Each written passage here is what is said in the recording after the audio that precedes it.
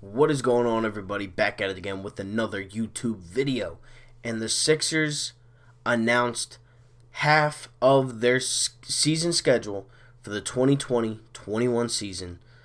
Also, we have some things to discuss about Ben Simmons and Joel Embiid. So with that being said, let's get into it. The Sixers season schedule through through March 3rd. Starting December 23rd, we start off the NBA season with the Washington Wizards.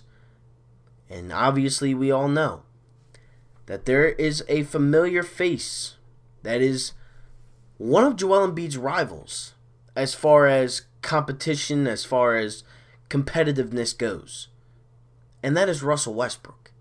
Now, we play Westbrook twice in the first 8 games. Twice. Both at home. Both in the Wells Fargo Center. And obviously we know that doesn't mean very much currently. And hopefully, come playoff time and maybe a little bit towards the second half of the season, we can get that fan experience back into the Wells Fargo Center. But, taking all the precautionary measures and, everything like that.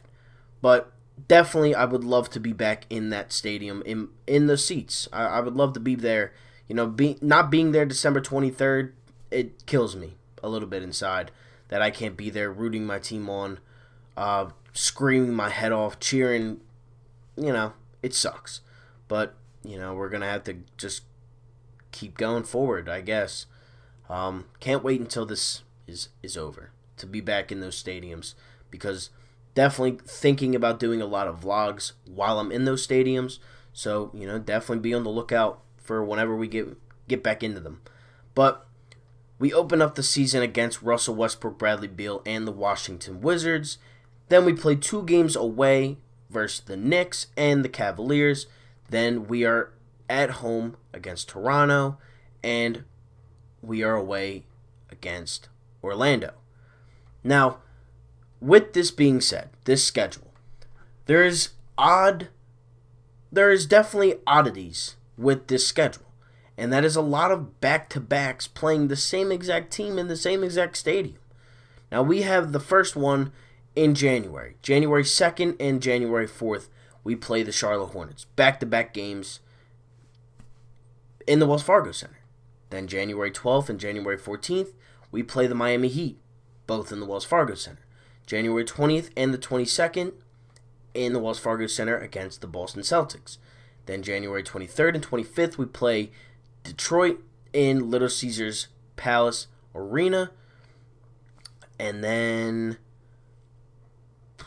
we play Toronto in Tampa February 21st and 22nd. And then that, concludes the double headers, so to say. Back-to-back games with those teams. Now, do I like that? I kind of do, honestly. I mean, it definitely gives you a little bit of a revengeance game, and, sometimes you need that. But we play the Celtics twice in the first half of the regular season, so obviously, the second half of the season, we're going to be playing Boston in the Garden. It would just make sense like that. Same thing goes with Charlotte, and Toronto would come to us. Detroit would go to us. We would go to Miami and American Airlines Arena. But some of the key games that I'm definitely looking forward to, and I'm sure you guys are too, obviously all of the Atlantic Division games.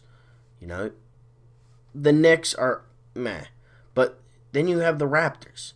Then you have the Nets, January 7th in Brooklyn. You have Boston, back-to-back games, as I said. You have the Lakers, January 27th in the Wells Fargo Center. Obviously, always a good matchup against Karl Anthony Towns, January 29th, and then the Pacers, January 31st. So that's a tough stretch of games to end the month of January.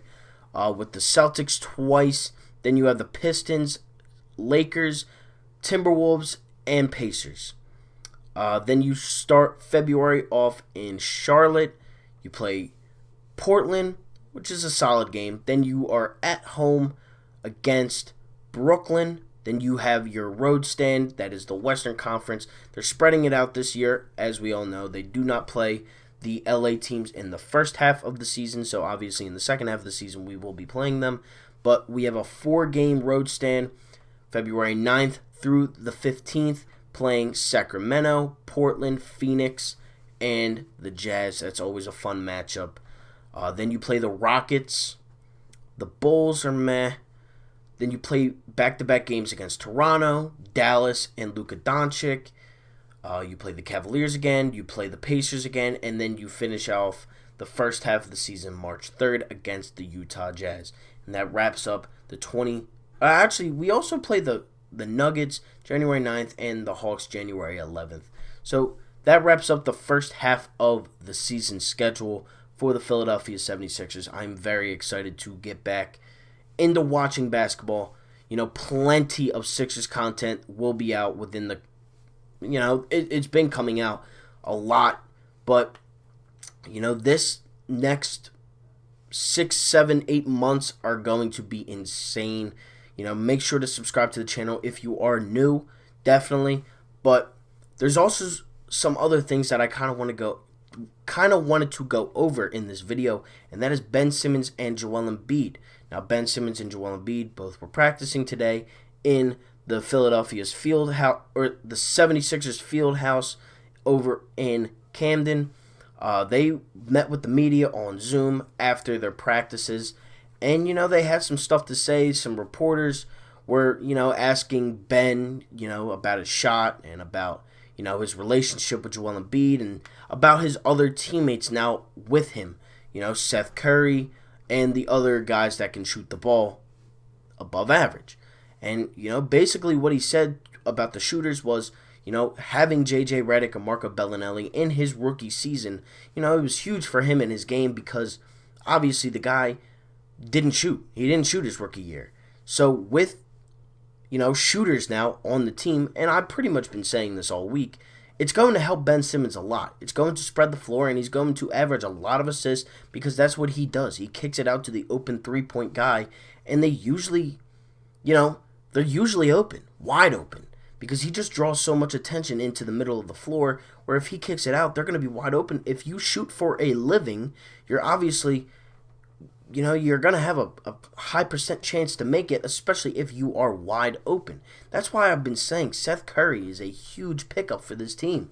He could have a career year, Seth Curry. I truly believe that. But, Ben Simmons, I'm excited to see what this guy can do. Because there's also been some speculations on, obviously, we've heard it all as Sixers fans saying, Joel Embiid and Ben Simmons, they don't get along, they can't mesh, they can't do this, they can't do that together. They're the worst teammates ever, apparently, even though they've been in the playoffs 3 straight years, had 2 50-win seasons, and were 4 bounces away from potentially winning an NBA championship in their second season ever playing together. But, that's none of my business. But, Ben Simmons said that he was going to move in with Joel Embiid for a month, so they get to know each other better off the floor. Now, obviously, I think he was joking about that, but it is definitely nice. I never understood the reason why people thought they hated each other. I guess it was the same thing with Kobe and Shaq. Rest in peace, Kobe. But, they talked a lot. They gave a lot of rumors about Kobe hating Shaq and Shaq hating Kobe. But it's 2 alpha dogs fighting on the same team. And, hopefully we don't make the same mistake that the Lakers did and getting rid of one of them or letting one of them walk, as the Lakers did in 2004 after they lost to the Pistons. They let Shaq go, and he went to Miami and he won again. Now, obviously, we know Kobe Bryant won 2 more in 09 and 10, but, just imagine what that duo could have done for the rest of their careers. Kobe was an MVP, dropping 81 points a game. Or not, obviously, not 81 points a game, but 81 points in a game. He was an MVP, averaged like 36 one season. That could have been the greatest duo ever, if it's not already. They three-peated when Kobe started getting great. And, those prime years of Kobe's career, if he had Shaq, I mean, who knows what that could have done? And that's why I really don't believe that the Sixers will ever get rid of Ben Simmons, especially if he does what he needs to do. If Ben Simmons and Joel Embiid can mesh together, which I know they can because I've seen it for the last 4 years or 3 years, when they mesh on the floor, I mean, there's really no stopping them. And now with the pick and roll game that Doc Rivers wants to incorporate into this offense, it's going to be scary for other teams. And I can't wait to see it. But, that was some of the topics that I definitely wanted to talk about, the schedule and Ben Simmons alongside Joel Embiid. But with that being said, thank you all so much for watching. Like, comment, and subscribe to the channel. And I am out. Peace.